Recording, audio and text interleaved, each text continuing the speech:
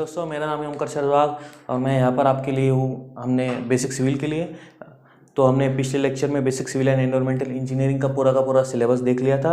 अब उसमें से यूनिट फिर module number 1 introduction to civil engineering, इसके अंदर 2 चैप्टर्स है। उसमें से हम लोग आज पहला चैप्टर पढ़ेंगे जो कि है इंट्रोडक्शन टू सिविल इंजीनियरिंग। इसमें से हमें सबसे पहले ये सवाल उठता है कि सिविल इंजीनियरिंग आखिर है क्या। तो सिविल इंजीनियरिंग ये बहुत ही इंपॉर्टेंट रोल प्ले करता है आजकल के इंडस्ट्रियलाइजेशन में, आजकल के प्रोग्रेस में। जो सारी जो कंट्रीज जो डेवलपिंग कंट्रीज है या फिर डेवलप्ड कंट्रीज है, उस सब में सिविल इंजीनियरिंग और एक सिविल इंजीनियर बहुत ही इंपॉर्टेंट रोल प्ले करता है। हम सबको पता है कि ह्यूमन के 3 बेसिक नीड्स है, क्लॉथ, शेल्टर एंड फूड। तो इसमें से सिविल इंजीनियरिंग, शेल्टर तो हम सबको पता है कि सिविल इंजीनियर शेल्टर को बना सकता है, लेकिन फूड भी सिविल इंजीनियरिंग से रिलेटेड है।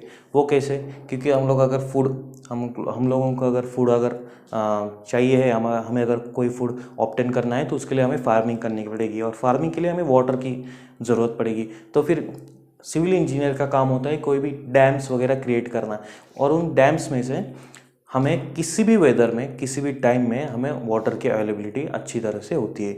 इस वजह से बेसिक नीड्स में सिविल इंजीनियरिंग का बहुत ही बड़ा हाथ होता है। उसके बाद हम लोग इस चैप्टर में डिफरेंट रोल्स पढ़ेंगे सिविल इंजीनियर्स के, यानी कि बिल्डिंग्स, कोई भी अगर बिल्डिंग्स हो, टाउनशिप्स हो, कोई इंडस्ट्रियल बिल्डिंग हो या फिर कोई और प्रोजेक्ट्स हो, उसमें से सिविल इंजीनियर को वो प्रोजेक्ट कंप्लीट करने के लिए किन किन हालातों से, किन किन स्टेप्स से और किन किन मुश्किलों से गुजरना पड़ता है, ये सब कुछ हम लोग बिल्डिंग्स में देखेंगे। सिमिलरली डैम्स में, एक्सप्रेसवेज में और डेवलपमेंट में। अभी हम लोग ये सब के सब role of civil engineer in buildings वगैरह हम लोग सब डिटेल में पढ़ेंगे। अगर किसी सिविल इंजीनियर को किसी भी तरह की बिल्डिंग का कंस्ट्रक्शन करना हो, चाहे वो कोई टाउनशिप क्रिएट करनी हो या फिर कोई इंडस्ट्रियल प्रोजेक्ट हो, इंडस्ट्रियल बिल्डिंग का या फिर रेसिडेंशियल बिल्डिंग का प्रोजेक्ट हो, तो उसे इन 8 स्टेप्स में से गुजरना पड़ता है। तो फिर सबसे पहली स्टेप होती है preparation of layout of open plot. अगर किसी भी तरह के हमें अगर कहीं पर भी टाउनशिप या फिर बिल्डिंग क्रिएट करनी हो, तो वहाँ पर सबसे पहले उस ओपन प्लॉट का हमें लेआउट क्रिएट करना पड़ता है, यानी कि उसके मेजरमेंट्स लेने पड़ते हैं। उसके बाद जब ये पूरा हो जाए तो वो सब कुछ, वो लेआउट उसे एक ब्लैंक पेपर पे ड्रॉ करना पड़ता है। उसके बाद आता है preparation and approval of plan. तो फिर preparation of approval of plan में वो क्या करता है कि इस लेआउट के जरिए उसे एक प्लान का प्रिपरेशन करना पड़ता है, जिसके अंदर basic needs of that building, उस बिल्डिंग की क्या क्या बेसिक नीड्स है, वो किस इंटेंशन से क्रिएट की जा रही है, वो किस मतलब वहाँ पर वो इंडस्ट्रियल बिल्डिंग है तो उसका प्लान डिफरेंट होगा, अगर वो टाउनशिप है तो उसका प्लान डिफरेंट होगा। इसी तरह से उसके बेसिक नीड्स कंसिडर करके हमें उसका प्लान क्रिएट करना पड़ेगा, और वो सिविल इंजीनियर अप्रूवल के लिए भेज देता है, किसी भी वो गवर्नमेंटल सेक्टर हो या फिर किसी भी PWD या फिर किसी भी उससे रिलेटेड डिपार्टमेंट्स में। उसके बाद आता है फाइंडिंग द फाउंडेशन डिटेल्स। किसी भी बिल्डिंग को अगर हमें ऊंचा या फिर खड़ा करना है तो उसका बेस बहुत ही ज़रूरी होता है। अब हमने बहुत सारी न्यूज़ में भी देखा है कि बहुत सी बिल्डिंग्स कोलैप्स हो जाती है, उसमें बहुत सारी जाने भी जाती है। तो फिर उसका मेन रीज़न होता है ये फाउंडेशन डिटेल्स ठीक से न स्टडी करना, क्योंकि इस फाउंडेशन डिटेल्स में हम लोग उसकी सॉइल बेयरिंग कैपेसिटी कितनी है, मतलब उस सॉइल के ऊपर हम लोग कितना सारा वेट वो सॉइल बेयर कर सकती है, या फिर उसके ऊपर हम लोग कितने सारे फ्लोर्स की बिल्डिंग हम लोग खड़ी कर सकते हैं, या फिर कौन सा फाउंडेशन यूज़ करना है, ये सब कुछ इस सॉइल फाउंडेशन डिटेल्स में हम लोग देखते हैं। उसके अंदर हम लोग किस टाइप का मटेरियल हमें बेस के लिए या फिर बिल्डिंग के लिए यूज़ करना पड़ता है, और सॉइल की अगर हमें बेयरिंग कैपेसिटी अगर देखनी पड़ती है तो फिर उसके लिए सॉइल एक्सप्लोरेशन भी सिविल इंजीनियर को करना पड़ता है। उसके बाद अगला टॉपिक है प्रिपरेशन ऑफ स्ट्रक्चरल डिज़ाइनिंग। जब प्लान अप्रूव होके आ जाता है, यहाँ पर प्लान हमने भेज दिया, उसके बाद हमने फाउंडेशन डिटेल्स का सर्वे कर लिया, ओके। उसके बाद आता है preparation of structural designing. Plan के बाद हमें स्ट्रक्चरल डिज़ाइनिंग करनी पड़ती है, जैसे कि कॉलम्स की साइज़, कॉलम की पोजीशंस, बीम्स वगैरह वगैरह, ये सब कुछ स्ट्रक्चरल डिज़ाइनिंग में आता है। उसके बाद आती है एस्टिमेशन कॉस्ट। ये बहुत ही इम्पॉर्टेंट और बेसिक और इम्पॉर्टेंट, बहुत ही इम्पॉर्टेंट टॉपिक है इस पूरे के पूरे प्रोजेक्ट में कि एस्टिमेशन ऑफ कॉस्ट। इसके अंदर हम लोग पूरे प्रोजेक्ट का एक अप्रॉक्सीमेट कॉस्ट एक सिविल इंजीनियर निकालता है, और उसके बाद उस एस्टिमेट में कितने सारे लेबर्स लगेंगे, कितने सारे कॉन्ट्रैक्टर्स, अवेलेबिलिटी ऑफ मटेरियल्स वगैरह सब कुछ और ये सब की कॉस्ट मिला के जब वो कॉस्ट सैंक्शन होती है इन्वेस्टर्स से या फिर किसी और डिपार्टमेंट से, तो उसके बाद एक्चुअल प्रोजेक्ट स्टार्ट होता है। ये सारी की सारी प्रोजेक्ट के प्रिपरेशंस है। उसके बाद एस्टिमेशन निकलने के बाद एक्चुअल काम स्टार्ट होता है। उसके बाद आता है testing, planning, supervision and execution. Testing, planning, supervision और एग्जीक्यूशन में सबसे पहले आता है वो टेस्टिंग। कोई भी रॉ मटेरियल जैसे कि कोई भी तरह की सीमेंट है या फिर कोई और मटेरियल्स हो, ब्रिक्स वगैरह, तो वो सब कुछ जब साइट पे आता है तो वो मटेरियल यूज़ करने से पहले एक सिविल इंजीनियर को वो सब कुछ टेस्ट करके लेना पड़ता है to maintain the quality of construction. उसके बाद आता है प्लानिंग। एस्टिमेशन में या फिर इन्वेस्टर्स को या फिर हमारे ऊपर की बॉडी को हम लोग जब भी कोई टाइम देते हैं कि वो रिक्वायर्ड टाइम में अगर हमें जो भी एस्टिमेटेड टाइम है उसके अंदर अगर हमें वो कंस्ट्रक्शन ख़त्म करना है तो उसके लिए हमें प्लानिंग करना बहुत ही ज़्यादा ज़रूरी है। और उस प्लानिंग में लेबर्स की टाइमिंग्स, कितने सारे लेबर्स लगेंगे, कितने सारे कॉन्ट्रैक्टर्स लगेंगे वगैरह वगैरह आता है। उसके बाद आता है सुपरविजन। सुपरविजन, एक सिविल इंजीनियर को सुपरविजन एज अ सुपरवाइज़र भी काम करना पड़ता है ताकि सारा का सारा काम with in the time limit और क्वालिटी मेंटेन रखे हो। उसके लिए उसे सारा का सारा काम के ऊपर उसे निगरानी भी रखनी पड़ती है, कोई भी हादसा ना हो, सेफ्टी रिक्वायरमेंट्स वगैरह सब कुछ करना पड़ता है। एग्जीक्यूशन में कोई भी तरह का ये सब कुछ अगर जल्दी से जल्दी एग्जीक्यूट करना हो तो उसके लिए उसे कैश फ्लो भी ऑन रखना पड़ता है और सारे लेबर्स को और कॉन्ट्रैक्टर्स को जो भी फिनिश्ड वर्क है उसके लिए उसे टाइम टू टाइम पेमेंट्स करने पड़ते हैं। और ये सब कुछ अगर अच्छी तरह से करना है तो एग्जीक्यूशन करना भी बहुत ही ज़्यादा ज़रूरी है। उसके बाद का टॉपिक आता है operation and maintenance in case of big projects. अभी इसका अगर हमने एग्जांपल लिया तो फिर वो आता है अगर कोई बिग आपने एक्सप्रेसवे अगर या फिर हाईवे या फिर एक्सप्रेसवे अगर आपने लिया तो उसका हमें मेंटेनेंस भी करना पड़ता है, ऑपरेशन और मेंटेनेंस भी करना पड़ता है। क्योंकि अगर सपोज एक एक्सप्रेसवे है उसके ऊपर बहुत ज़्यादा ट्रैवलिंग वगैरह होती है तो फिर उसके बाद बहुत ज़्यादा ट्रक्स वगैरह जा रहे हैं तो उसके लिए ऑपरेशन एंड मेंटेनेंस। तो फिर इसके अंदर अगर हमने एग्जांपल लिया तो फिर हम लोग किसी लिफ्ट का या फिर अगर कोई टाउनशिप हो, टाउनशिप का बिल्डिंग्स वगैरह हो तो उसके अंदर उसकी सिक्योरिटी का हम लोग एग्जांपल ले सकते हैं। अगर कोई सीसीटीवी कैमरास हो या फिर किसी बिल्डिंग की लिफ्ट हो तो उन सब का मेंटेनेंस करना भी बहुत ज़्यादा ज़रूरी है टू एक्वायर दी रिक्वायर्ड या फिर best output of that project. उसके बाद आता है आर्बिट्रेटर। एक सिविल इंजीनियर को एज एन आर्बिट्रेटर भी काम करना पड़ता है। अगर कोई एक आर्बिट्रेटर का रोल भी निभाना पड़ता है। अगर कोई साइट पे अगर कोई वाद या फिर कोई झगड़ा वगैरह या फिर हो तो उसके बाद उसे लॉस पता होने चाहिए ताकि वो जो भी एक्शन है, जो भी रिक्वायर्ड एक्शन है वो अच्छी तरह से ले सके गवर्नमेंट और जो वो प्रोजेक्ट के होल्डर्स है उनके अंदर का उसे आर्बिट्रेटर यानी कि उसके अंदर का उसे दुआ भी बनना पड़ता है। अगला टॉपिक है role of civil engineer in construction of dams. तो फिर डैम्स के कंस्ट्रक्शन में हमें क्या क्या सारी की सारी स्टेप्स लेनी पड़ती है, सिविल इंजीनियर को किन किन हालातों से गुजरना पड़ता है, क्या क्या स्टेप्स उसको एक एग्जीक्यूट करनी पड़ती है एक कंस्ट्रक्शन ऑफ डैम के लिए, ये सब कुछ हम लोग इस टॉपिक में पढ़ेंगे। सबसे पहला आता है सिलेक्शन ऑफ साइट्स। कोई भी इंजीनियर को अगर कोई भी डैम कंस्ट्रक्ट करना है तो उसके लिए एक प्रॉपर साइट सिलेक्ट करनी ज़रूरी है रिवर के अक्रॉस, जहाँ पर कि मटेरियल की अवेलेबिलिटी जो उस कंस्ट्रक्शन में लगने वाले वो सारे मटेरियल्स इजीली अवेलेबल होनी चाहिए, लेबर्स का ट्रांसपोर्टेशन अच्छे तरह से होना चाहिए। उसके बाद जियो टेक्निकल और वेदर कंडीशंस भी सुटेबल होनी चाहिए। इस तरह से उसे एक साइट सिलेक्ट करनी पड़ती है। उसके बाद सर्वे, उस पूरे के पूरे डैम की जो साइट जो सिलेक्ट हो जाती है उसके बाद उसका सर्वे करना पड़ता है कि किस टाइप पे और किस जगह पे हमें पूरी तरह से डैम किस तरह से हमें कंस्ट्रक्ट करना है। उसके बाद उसका सर्वे किया जाता है। उस सर्वे के अंदर सारे के सारे मेजरमेंट्स वगैरह आते हैं, उसके लेआउट्स, और उसके बाद उसे एक प्लान क्रिएट करना पड़ता है। उसके बाद आता है catchment area studies. Catchment area studies मतलब पॉज कर रहे हैं। उसके बाद आता है catchment area studies. Catchment area studies में बेसिकली कैचमेंट एरिया एक ऐसा एरिया होता है जहाँ पर कि पूरी की पूरी जो मतलब कोई रेनफॉल वगैरह होता है तो उसके अंडर जो भी वाटर होता है तो वो वाटर सबसे ज़्यादा एक स्पेसिफिक पॉइंट के ऊपर स्टोर होता है या फिर जमा होता है, तो उस एरिया को कैचमेंट एरिया बोलते हैं। तो वो भी हमें स्टडी करना पड़ता है ताकि हम लोग अच्छी तरह से साइट सिलेक्शन या फिर डैम का अच्छी तरह से कंस्ट्रक्शन कर सके। उसके बाद आता है जियो टेक्निकल इन्वेस्टिगेशन। एक सिविल इंजीनियर को कंस्ट्रक्शन ऑफ डैम के लिए जियो टेक्निकल इन्वेस्टिगेशन भी बहुत ज़्यादा नेसेसरी होता है। वाकई वेदर कंडीशंस, उसके बाद हमें फाउंडेशन के लिए अप्रोप्रिएट सॉइल है क्या, बेस कैसा है, उसके बाद अर्थक्वेक जोन में तो डैम नहीं है ना, इस सारी चीज़ें जियो टेक्निकल इन्वेस्टिगेशन में आती है। उसके बाद आती है रिजर्वायर कैपेसिटी। रिजर्वायर कैपेसिटी में हम लोग डैम में रिजर्वायर कैपेसिटी में हम लोग एक डैम के लिए पर्टिकुलर एक डैम में कितनी सारी उसकी कैपेसिटी हम लोग निकालते हैं कि अगर बारिश वगैरह होती है तो उसके अंदर कितना पानी जमा होता है, उसके हिसाब से हम लोग उसे डिफरेंट एक्टिविटीज़ के लिए अलॉट कर सकते हैं, जैसे कि एग्रीकल्चरल एक्टिविटीज़ हो, इरिगेशन हो, और उसके बाद कोई अगर हमें उसके बाद भी अगर कोई पानी जो बचता है तो उसके लिए हम लोग हाइड्रोलिक टर्बाइंस वगैरह, इसके लिए हम लोग वो पानी यूज़ कर सकते हैं। उसके बाद आता है hydraulic design. Hydraulic design of the dam.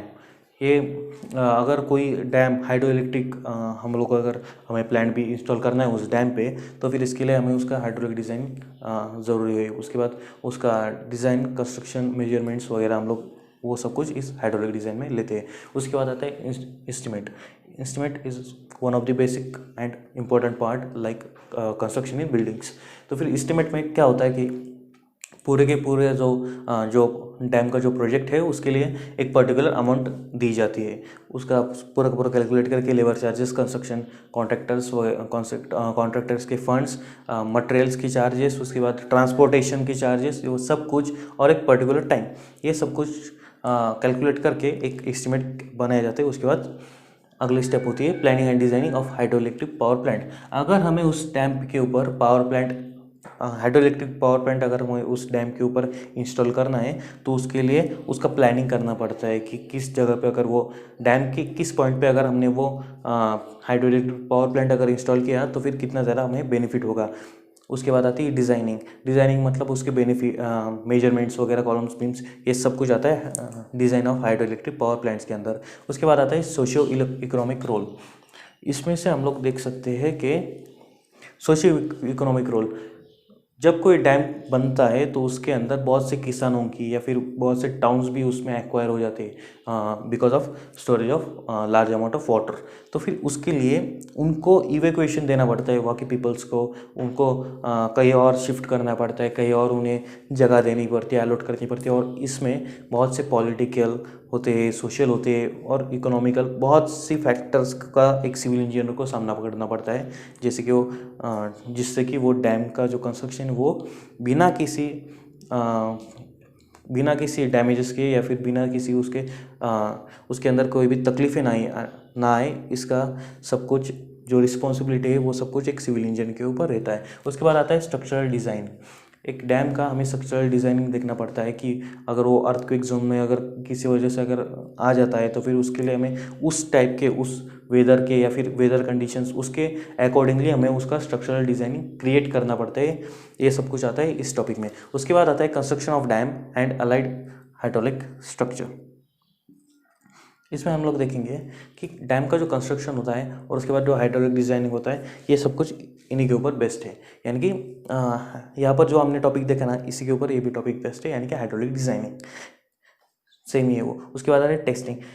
अगर हम लोगों ने पूरा का पूरा डैम क्रिएट कर लिया, सब कुछ फॉर्मेलिटीज़ कंप्लीट कर ली, सोशियो इकोनॉमिक रोल वगैरह ये सब कुछ हमने सेटिस्फाई कर लिया, सब कुछ कंप्लीट हो गया, उसके बाद भी हम लोग डायरेक्टली किसी भी डैम को लोगों के लिए इस्तेमाल के लिए नहीं दे सकते। उसके पहले हम लोग उसका टेस्टिंग करेंगे, यानी कि उसकी कैपेसिटी कितनी है, वो कितना मजबूत है, अगर वो अर्थक्वेक वगैरह यानी कि वेदर कंडीशंस को वो अच्छी तरह से टॉलरेट कर सकता है क्या, वो किसी भी तरह से डैमेज तो नहीं होगा। उसके बाद उसकी सॉइल की मजबूती कितनी, ये सब कुछ रोल्स इस टेस्टिंग में आते हैं।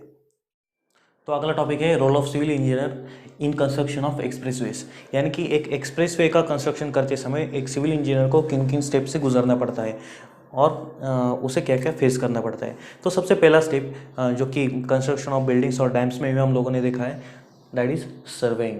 सर्वेइंग यानी कि उसमें सिलेक्शन ऑफ साइट भी आता है। उसके बाद बेसिकली उसका एरिया कैसा है, जहाँ से एक्सप्रेसवे जाने वाला है, वो सारी की सारी एरियाज कैसे है, और उसके बाद मटेरियल्स कौन सा यूज़ करना है, उसके बाद उसके मेजरमेंट्स वगैरह ये सब कुछ आता है सर्वेइंग में। उसके बाद आता है अगली step, that is road alignment.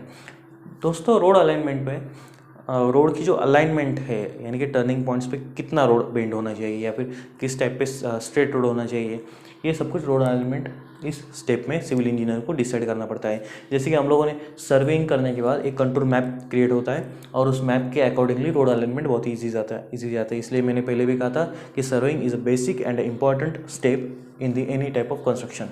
उसके बाद आता है डिज़ाइन ऑफ क्रॉस सेक्शन।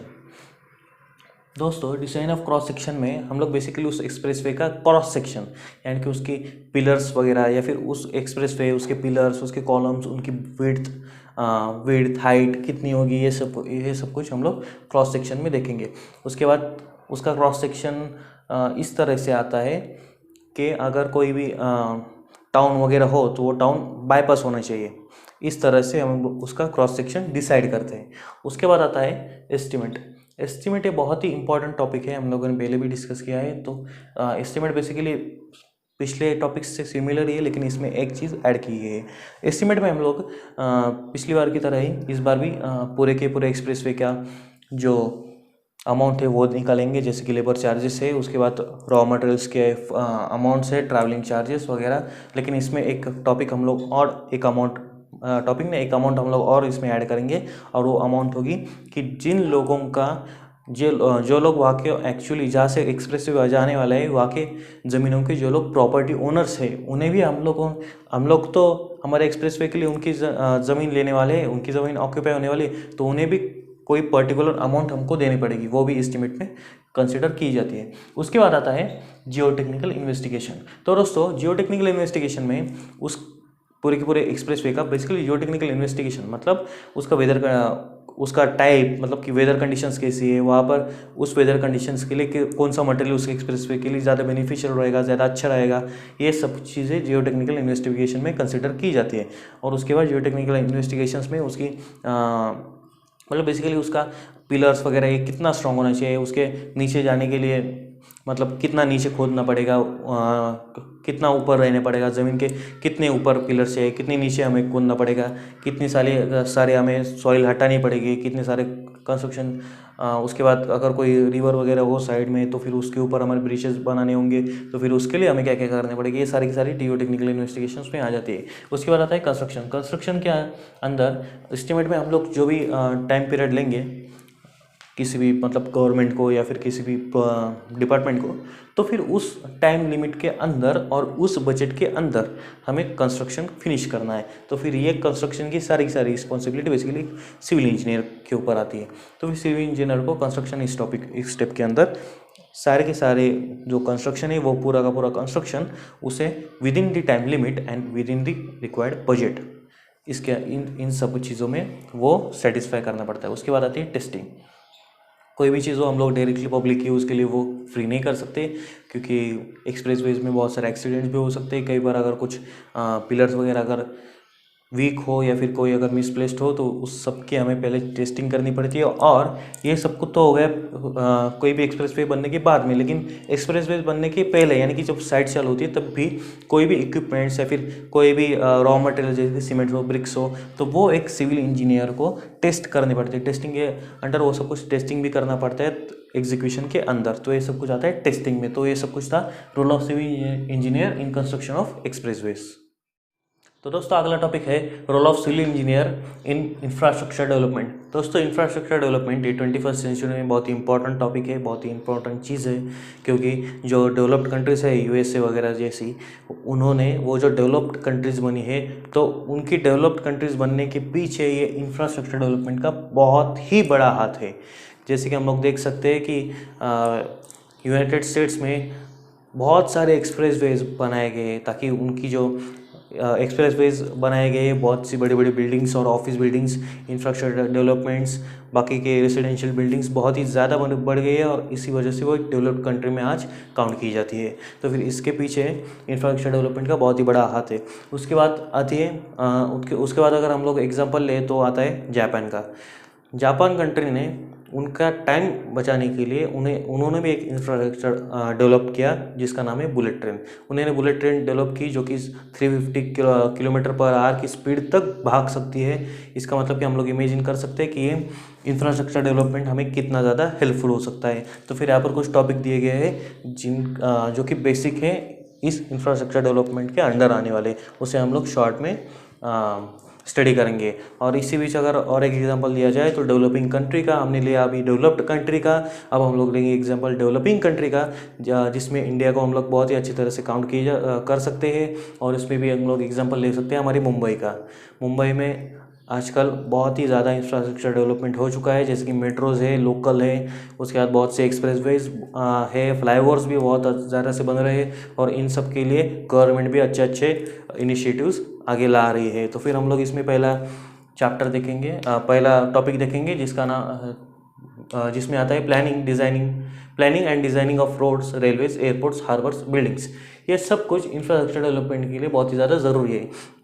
आजकल आदमी की बेसिक नीड्स बन गई है। अगर हम लोग एग्जांपल ले बम्बई का, तो फिर अगर कोई विरार को रह रहा है और उसका ऑफिस अगर CST को है, तो उसे रेलवेज का बहुत ही अच्छा सपोर्ट होता है, उसे बहुत ही कम टाइम लगता है ट्रैवलिंग के लिए। और भी बहुत सी चीज़ें हैं। उसके बाद रोड्स, एयरपोर्ट्स, हार्बर्स, बिल्डिंग्स, ये सब चीज़ें आज के ह्यूमन नीड्स में काउंट की जाती है। एक बेसिक ह्यूमन नीड्स भी हम लोगों ने अगर बोला तो भी कुछ अलग नहीं रहेगा। उसके बाद आता है providing water for various purposes. हम लोगों ने इसके पहले देखा construction of dams, role of civil engineering construction of dams. तो फिर उस डैम के थ्रू हम लोग वाटर प्रोवाइड कर सकते हैं अलग अलग एक्टिविटीज़ के लिए, जैसे कि एग्रीकल्चर एक्टिविटीज़ हो, इरीगेशन हो, उसके बाद डोमेस्टिक यूज़ के लिए हो, इंडस्ट्रियल यूज़ के लिए हो, और भी बहुत सारी चीज़ें। उसके बाद आता है planning and designing of plants for sanitization purpose. Sanitization purpose के लिए भी हमें अलग अलग प्लांट्स डिज़ाइन करने पड़ते हैं। उसके बाद वो भी बहुत ही ज़्यादा ज़रूरी है आज की दुनिया में, सैनिटाइजेशन भी बहुत ही ज़्यादा ज़रूरी है। ये भी इंफ्रास्ट्रक्चर डेवलपमेंट के अंडर ही आता है। उसके बाद आता है planning and designing of power plants. आजकल हम लोगों ने जो इंफ्रास्ट्रक्चर डेवलपमेंट किया है, जैसे कि रेलवेज है, एयरपोर्ट्स है, उन सारे के सारे पावर जनरेशन के लिए हमें पावर प्लांट्स खड़े करना बहुत ही ज़्यादा ज़रूरी है, उनका कंस्ट्रक्शन करना बहुत ही ज़्यादा ज़रूरी है। पावर प्लांट्स के बहुत ही अलग अलग टाइप्स है, जैसे कि अब हम लोग देखेंगे हाइड्रोलिक पावर प्लांट है। उसके बाद भी जो कि डैम के नीचे माउंट किया जाता है। उसके बाद है सोलर पावर प्लांट से, और भी बहुत सारी चीज़ें। उसके बाद आता है constructing towers for mobile communication. आदमी की 3 बेसिक नीड्स है, शेल्टर, फूड एंड क्लोथ्स। उसके साथ साथ आजकल हम लोग मोबाइल, ये भी चौथी नीड हम लोग ऐड कर सकते हैं। तो फिर दोस्तों, मोबाइल कम्युनिकेशन के लिए हमें टावर्स कंस्ट्रक्ट करने ही पड़ेंगे, ताकि हमारा जो नेटवर्क है वो और भी ज़्यादा स्ट्रॉन्ग हो। इंडिया में भी अभी डिजिटल इंडिया के इनिशिएटिव के अंडर बहुत सी चीज़ें अभी ऑनलाइन हो रही है। बहुत सी जो एप्लीकेशंस है जिनके लिए हमें बहुत दिनों के लिए वेट करना पड़ता था, बहुत ही बड़ी क्यू में हम लोगों को खड़ा रहना पड़ता था, वो आजकल बहुत ही ज़्यादा आसान हो गया है इस मोबाइल कम्युनिकेशन के ज़रिए। और उसके बाद आता है constructing underground ducts for telephone lines and internet cables. अगर हम लोगों को डिजिटल इंडिया अपनाना है तो उसके लिए हमें इंटरनेट केबल्स भी चाहिए होंगी, उसके बाद टेलीफोन के लाइंस भी चाहिए होंगी, और उनकी अच्छी तरह से मैनेजमेंट हो, अच्छी तरह से उनका जो भी कुछ पूरा का पूरा अलाइनमेंट है, उसका प्रोटेक्शन वगैरह वो उनका अच्छी तरह से हो, इसलिए हमें अंडरग्राउंड डक्ट्स क्रिएट करने पड़ते हैं। तो फिर ये भी आता है इंफ्रास्ट्रक्चर के अंडर। उसके बाद आता है erecting transmission towers for power distribution network. हम लोगों ने पावर प्लांट के अंदर पावर क्रिएट तो कर दी, लेकिन वो अगर हमें इक्वली या फिर नेसेसरी के अनुसार अगर डिस्ट्रीब्यूट करना हो तो उसके लिए हमें ट्रांसमिशन टावर खड़ा करना, यानी कि इरेक्टिंग यानी कि खड़ा करना, डेवलप करना, कंस्ट्रक्ट करना, तो वो बहुत ही ज़्यादा ज़रूरी होता है। तो दोस्तों, जब हम लोग ये सारी की सारी चीज़ें सेटिस्फाई कर लेते हैं तो पूरी तरह से एक कंट्री को एक डेवलपिंग या फिर डेवलप्ड कंट्री कहा जा सकता है। ये सारे के सारे प्लानिंग्स, ये सारे के सारे टॉपिक्स, प्लानिंग्स, कंस्ट्रक्शंस, डिज़ाइनिंग्स वगैरह, ये सब कुछ आते हैं इंफ्रास्ट्रक्चर डेवलपमेंट के अंडर में। तो दोस्तों, हमने अभी देखा बेसिक एरियाज़ या फिर role of civil engineer in the infrastructure development. तो फिर उसका ही हमने यहाँ पर एक एग्जांपल लिया है, civil engineering, basic branches of civil engineering involve in flyover bridge. हमने पहले ही देखा कि इंफ्रास्ट्रक्चर डेवलपमेंट का एक बहुत ही अच्छा एग्जाम्पल है रोड्स, और रोड्स में फ्लाईओवर ब्रिज। तो फिर इसमें हम लोग देखेंगे कि सिविल इंजीनियरिंग की कितनी सारी ब्रांचेस इन्वॉल्व है इस फ्लाईओवर ब्रिज को बनाने के लिए। हम लोगों ने आज तक देखा कि सिविल इंजीनियर का क्या काम है, लेकिन सिविल इंजीनियर के भी और भी सब ब्रांचेस है, वो हम लोग यहाँ पर देखेंगे। सर्वेइंग, जो सबसे पहला टॉपिक है सर्वेइंग। तो भाई सर्वेइंग एक अलग इंजीनियर का काम है। अब हम लोगों को सर्वेइंग का महत्व पता है, उसका इम्पोर्टेंस पता है, उसके बेनिफिट्स भी पता है, क्योंकि किसी भी कोई भी और किसी भी प्रोजेक्ट के स्टार्टिंग में ही हमें उसकी सर्वेइंग करना बहुत ही ज़्यादा ज़रूरी होता है। क्योंकि अगर हम लोगों ने उसकी सर्वेइंग की तो हमें उसकी लोकेशन, उसके मैप्स, उसका बहुत ही और भी ज़्यादा, मतलब उसके लिए कौन से प्रॉब्लम्स आने वाले हैं, कहाँ कितने कितने चेंजेस करने पड़ेंगे, कैसे प्लेस है, ये सब कुछ हमें सर्वेइंग के अंडर में पता चल जाता है। उसके बाद आता है ट्रांसपोर्टेशन इंजीनियरिंग। दोस्तों, सिविल इंजीनियरिंग की एक सब ब्रांच ट्रांसपोर्टेशन इंजीनियरिंग, जो कि डील करती है ट्रांसपोर्ट, जैसे कि ट्रांसपोर्टेशन वहाँ पर लिखा हुआ है तो कि ट्रांसपोर्ट से रिलेटेड, यानी कि जो भी ट्रांसपोर्टेशन वगैरह होता है, तो फिर फ्लाईओवर ब्रिज में जो भी ट्रांसपोर्टेशन होगा उसके ऊपर जो भी ट्रांसपोर्ट के काम चलेंगे, या फिर जो भी ट्रांसपोर्टेशन होगा उसके लिए उसका कितना सारा इम्पैक्ट उस फ्लाईओवर पे पड़ेगा, फ्लाईओवर ब्रिज को कितना ज़्यादा हमें स्टेबल और मजबूत बनाना पड़ेगा उस ट्रांसपोर्टेशन इंजीनियर को, उस ट्रांसपोर्ट्स को सेटिस्फाई करने के लिए। तो फिर अगला टॉपिक आता है स्ट्रक्चरल इंजीनियरिंग। दोस्तों, इस स्ट्रक्चरल इंजीनियरिंग में एक स्ट्रक्चरल इंजीनियरिंग में एक फ्लाईओवर ब्रिज के लिए फ्लाईओवर ब्रिज का पूरा स्ट्रक्चर क्रिएट करना पड़ता है। यानी कि कहाँ पर हमें रोड अलाइन करने हैं, कहाँ पर स्ट्रेट रखने हैं, कौन सा मटेरियल यूज़ करना है, किस तरह का स्ट्रक्चर हमें चाहिए, वो सारा का सारा काम, यानी कि उसकी विड्थ, लेंथ, हाइट, ये सब कुछ स्ट्रक्चरल इंजीनियरिंग के अंडर एक स्ट्रक्चरल इंजीनियर देखता है। उसके बाद आता है जियो technical and foundation engineering. Foundation engineering यानी कि जियोटेक्निकल और फाउंडेशन इंजीनियरिंग। तो जियोटेक्निकल एंड फाउंडेशन इंजीनियर, उसका ये काम होता है कि जियोटेक्निकल कंडीशन जो है, जियोटेक्निकल सर्वे उस पूरे के पूरे फील्ड का, उस फ्लाईओवर ब्रिज को बनाने के लिए उस पूरी साइट का कर ले, जिसमें कि हमें सॉइल कैपेसिटी वगैरह ये सब कुछ जियोटेक्निकल इन्वेस्टिगेशन में हमें पता चल जाएगा। उसके बाद आता है फाउंडेशन इंजीनियरिंग। फाउंडेशन इंजीनियरिंग में हमें किस टाइप का फाउंडेशन, किस टाइप का मटेरियल हमें यूज़ करना है उस फ्लाईओवर ब्रिज को बनाने के लिए, क्योंकि नीचे जिस टाइप की सॉइल होती है उसके ऊपर हम लोग डिसाइड करते हैं कि हमें किस टाइप का फाउंडेशन यूज़ करना है इस पूरे के पूरे फ्लाईओवर ब्रिज के लिए। तो दोस्तों, बेसिकली ये था एक एग्जाम्पल एक इंफ्रास्ट्रक्चर डेवलपमेंट का, जिसके अंडर के हम लोगों ने ये देखा कि सिविल इंजीनियर के भी सब ब्रांचेस होते हैं और किस सब ब्रांच का क्या क्या काम होता है। तो दोस्तों, हमारा अगला टॉपिक है importance of interdisciplinary approach in engineering. हम लोग कोई भी एक प्रोजेक्ट अगर ले, जैसे कि पहला प्रोजेक्ट है पावर जनरेशन प्रोजेक्ट्स, यानी कि अगर पावर जनरेशन का कोई प्रोजेक्ट है तो फिर इसमें हम लोगों ने अभी तक क्या देखा कि कोई भी अगर प्रोजेक्ट है, जैसे कि construction of buildings, power generation project, construction of dam, उसमें हमने एक सिविल इंजीनियर का रोल देखा। लेकिन इंटरडिसिप्लिनरी अप्रोच में हम लोग पूरे प्रोजेक्ट में कितने इंजीनियर्स का क्या क्या काम है, ये सब कुछ हम लोग इसमें देखेंगे। तो फिर पहला आता है पावर जनरेशन प्रोजेक्ट्स। इसमें पावर जनरेशन प्रोजेक्ट के लिए किन यानी कि टर्बाइंस के लिए मैकेनिकल इंजीनियर वगैरह, ये सब कुछ हम लोग देखेंगे। दूसरा आता है एक्सप्रेसवे कंस्ट्रक्शन। किसी भी एक्सप्रेसवे के कंस्ट्रक्शन के लिए हमें कितने सारे इंजीनियर्स लगेंगे और उनका क्या क्या काम होगा। उसके बाद आता है special economic zone. Special economic zone create करने के लिए भी हमें किन इंजीनियर्स का क्या क्या काम करना पड़ता है। और उसके बाद चौथा पॉइंट आता है मास रैपिड ट्रांजिट सिस्टम। मतलब क्या कि इन चारों के चारों प्रोजेक्ट्स में हमें कितने इंजीनियर्स चाहिए और उनका क्या क्या होता है काम, ये सब कुछ हम लोग देखेंगे इस अगले टॉपिक पे। अब हम लोग पहला है पावर जनरेशन प्रोजेक्ट, वो हम लोग डिटेल में पढ़ेंगे और उसके बाद साइमल्टेनियसली सारे के सारे पढ़ेंगे। तो अभी हम लोग देखेंगे पावर जनरेशन प्रोजेक्ट्स का डिटेल में, मतलब कि इसमें क्या क्या काम कौन कौन इंजीनियर्स को अलॉट किया जाता है। तो फिर पावर जनरेशन प्रोजेक्ट्स में सबसे पहला आता है डिज़ाइन ऑफ टरबाइन, यानी कि टरबाइन जो होते हैं उनके ब्लेड्स वगैरह, उनकी डिज़ाइंस, उनके डायमेंशंस वगैरह वगैरह। उसके बाद आता है मेंटेनेंस ऑफ कंस्ट्रक्शन इक्विपमेंट्स। जो भी कंस्ट्रक्शन इक्विपमेंट्स है, यानी कि जैसे कि उसका फैब्रिकेशन कंस्ट्रक्शन की जो इक्विपमेंट्स है, यानी कि टरबाइन की ब्लेड्स वगैरह, या फिर कोई और कंस्ट्रक्शन के इक्विपमेंट्स होंगे, जैसे कि अभी हम लोग क्रेन्स वगैरह, बाकी सारे इक्विपमेंट्स, उसका मेंटेनेंस। उसके बाद आता है फैब्रिकेशन, यानी कि जो भी कुछ उसका कोई अगर पावर जनरेशन जो प्रोजेक्ट है उसका जो भी कुछ फ्रेम होगा उसको जो भी सपोर्ट करता है तो उसके फैब्रिकेशन, या फिर कोई अगर टरबाइन का आउटर बॉडी इनर बॉडी के फैब्रिकेशन, ये सारे के सारे तीनों भी काम मैकेनिकल इंजीनियर के थ्रू कैरी आउट किए जाते हैं। उसके बाद आते हैं design of transformers and electricity distribution system, यानी कि ट्रांसफार्मर्स का सब कुछ डिज़ाइन और पावर जनरेशन प्रोजेक्ट को इक्वली या फिर अकॉर्डिंगली जो भी इलेक्ट्रिसिटी डिस्ट्रीब्यूशन होगा उसके सिस्टम क्रिएट करना, ये काम होता है एक इलेक्ट्रिकल इंजीनियर का।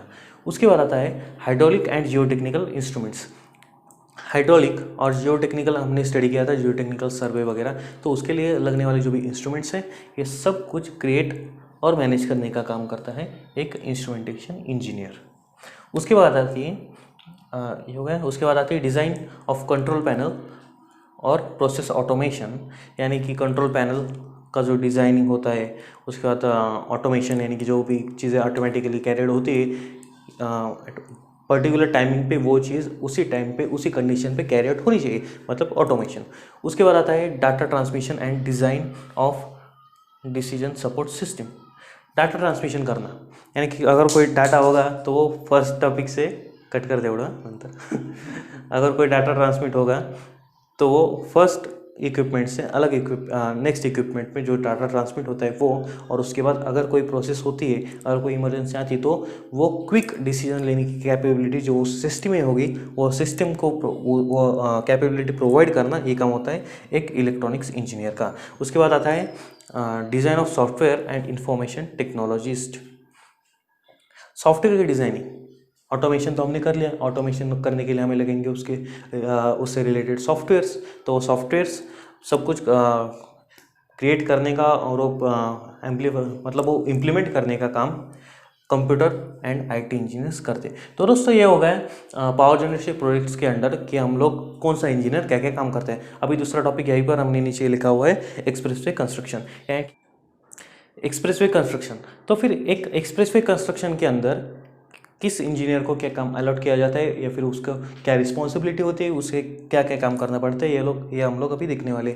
मेंटेनेंस ऑफ कंस्ट्रक्शन इक्विपमेंट्स, जैसे कि हमने ऊपर देखा पावर जनरेशन प्रोजेक्ट में maintenance of construction of equipments, ये भी यहाँ पर भी वही आने वाला है मैकेनिकल इंजीनियर के अंडर।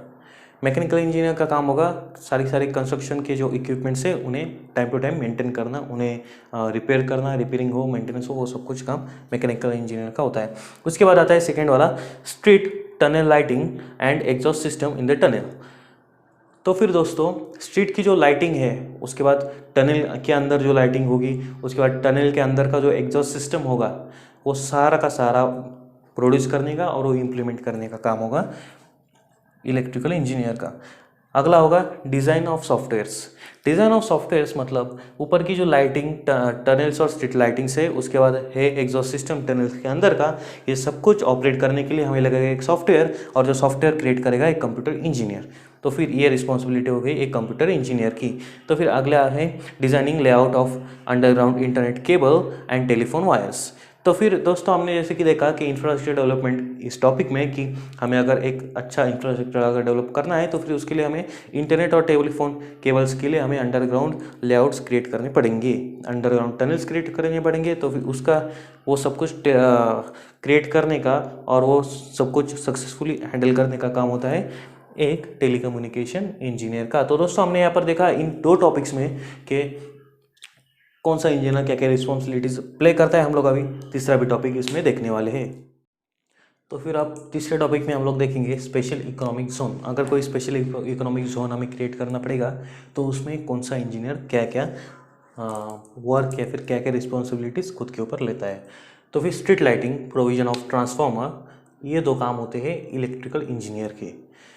अगर स्ट्रीट लाइटिंग हमें करनी हो और ट्रांसफार्मर के हमें अलग अलग प्रोविजन से भी डिस्ट्रीब्यूशन से भी कोई भी ट्रांसफार्मर से रिलेटेड अगर कोई काम हो तो वो इलेक्ट्रिकल इंजीनियर कैरी आउट करता है। उसके बाद आता है designing layout of underground internet cables, telephone lines, erection of mobile towers. तो ये बेसिकली ये जो फंक्शंस है या फिर ये जो वर्क है ये दो इंजीनियर्स कैरी आउट करते हैं, मतलब कि मैकेनिकल और टेलीकम्युनिकेशन इंजीनियर। तो फिर ये हो गया स्पेशल इकोनॉमिक जोन का। अभी हम लोग देखेंगे fourth topic, that is mass rapid transit system. Design of electrically operated trains. तो फिर इलेक्ट्रिकली ऑपरेटेड ट्रेन्स, बेसिकली हम लोग पहले ये समझ लेते हैं कि मास रैपिड ट्रांजिट सिस्टम है क्या। हम लोग देख सकते हैं कि फिलहाल अगर हम लोगों ने फिर से मुंबई का अगर एग्जांपल लिया तो फिर हाईली पॉपुलेटेड सिटी है वो, वहाँ पर बहुत ज़्यादा अभी लोग शिफ्ट हो रहे हैं, पॉपुलेशन बहुत ही ज़्यादा बढ़ गया है। इसमें से अगर हम लोगों ने हर एक आदमी ने अगर खुद की अगर प्राइवेट अगर कार लेने की ठान ली तो बहुत ही ज़्यादा ट्रैफिक होता है। उसलिए हमें मास रैपिड ट्रांजिट सिस्टम लेते हैं, जैसे कि अंडरग्राउंड मेट्रोज है, उसके बाद ट्रेन्स है, बसेस है, ये सब चीज़ें मास रैपिड ट्रांजिट सिस्टम के अंडर आती है।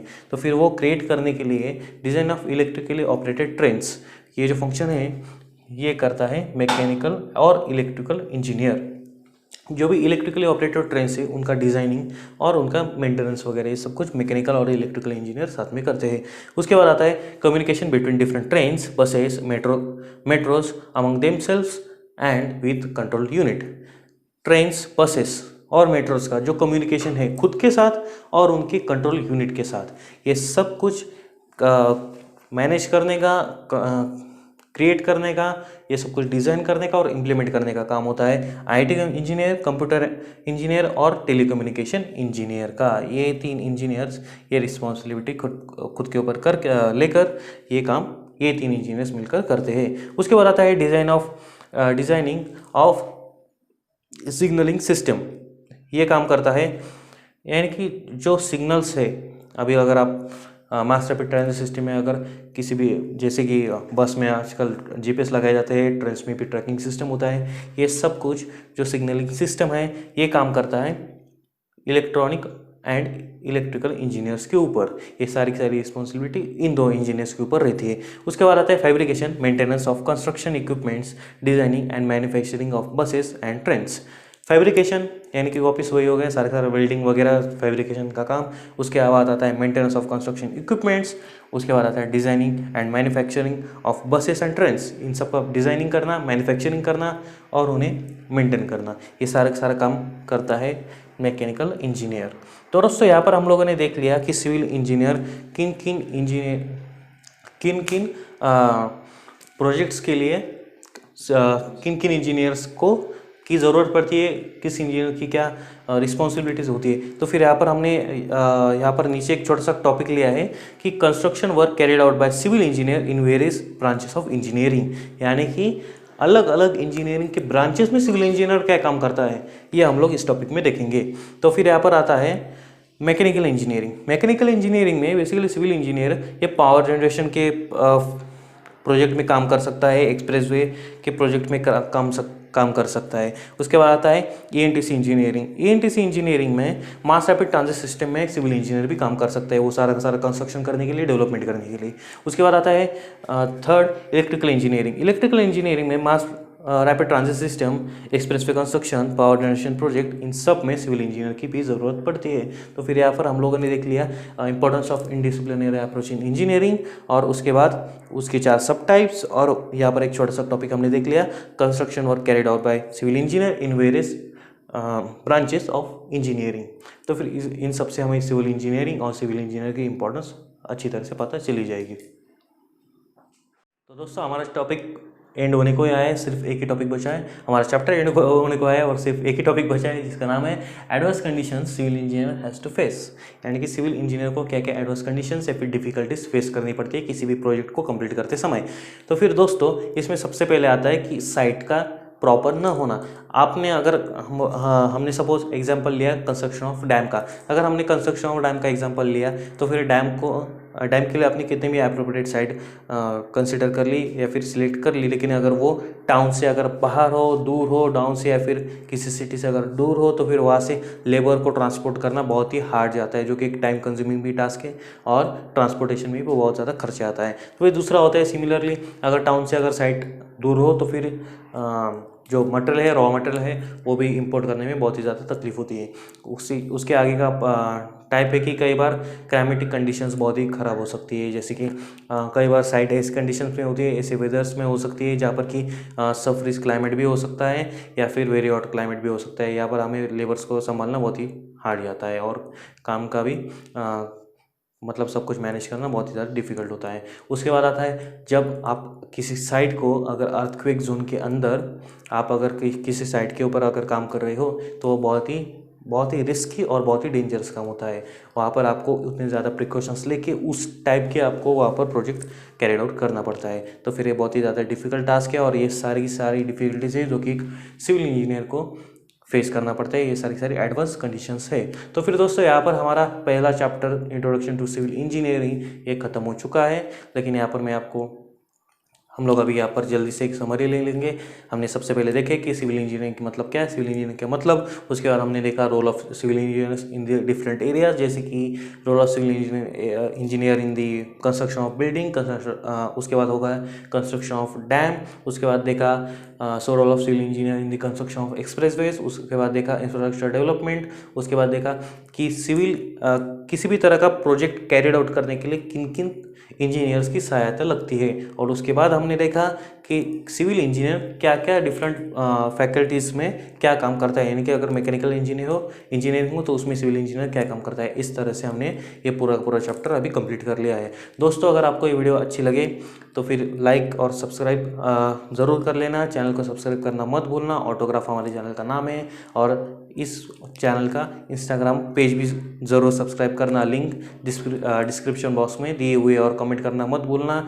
और दोस्तों इंस्टाग्राम का चैनल ज़रूर फॉलो करना, वहाँ पर हम लोग आपके लिए ज़रूर और जल्द से बहुत ही ज़्यादा ऐसी वीडियोस डालेंगे जो कि बिहाइंड दी सीन्स है। आपको अच्छी तरह से समझ में आएगा कि अगर हम लोग यहाँ पर इतने अच्छी तरह से सिखाते हैं तो फिर हमारी कितनी लगती है। सिंपल और सीधे बोलता हूँ, I am sorry for that. और उसके बाद बहुत ही और भी ज़्यादा प्रोफेसर्स हैं यहाँ पर जो कि अलग अलग सब्जेक्ट्स आपको टीच करेंगे। सारे के सारे सब्जेक्ट्स वाइज उनके डिस्क्रिप्शंस और उनके सारे उनकी वीडियोस की लिंक्स डिस्क्रिप्शन बॉक्स में दिए गए हैं। आप सारी की सारी वीडियोस देखें, पूरे के पूरे ईयर्स के सारे इंजीनियरिंग फैकल्टीज़ के सारे ईयर्स के सारे सब्जेक्ट्स, सारे सेमेस्टर्स हमने कवर कर लिए हैं। जल्दी सारे वीडियोस अपलोड हो जाएंगे। और चैनल को सब्सक्राइब करना ना भूलें। ऑटोग्राफ के साथ जुड़े रहिए और एंजॉय कीजिए अपनी इंजीनियरिंग लाइफ। धन्यवाद।